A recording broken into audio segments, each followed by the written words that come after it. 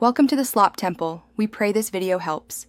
In this video, I will explain how to change oil in a Jeep Liberty. First, gather your tools, including a 13mm wrench, an oil filter wrench, and a drain pan.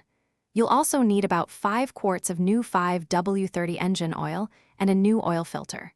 Park your vehicle on a level surface and make sure the parking brake is engaged for safety.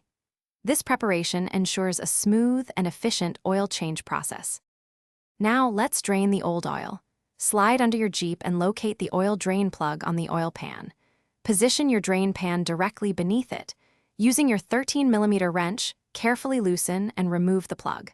Allow all the old, dirty oil to completely drain into the pan. This usually takes about 10 to 15 minutes. Once drained, replace the drain plug and tighten it securely. Next, it's time for the new filter and fresh oil. Use your oil filter wrench to remove the old filter.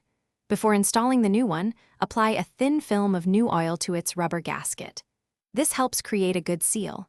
Hand tighten the new filter until snug, then add about 5 quarts of new 5W30 engine oil through the oil fill cap. Double check for any leaks around the drain plug or filter. After refilling, start your engine and let it run for a few minutes to circulate the new oil. Turn it off, wait a moment, then check the oil level with the dipstick, adding more if necessary to reach the full mark. Remember to properly dispose of your old engine oil at an authorized recycling center.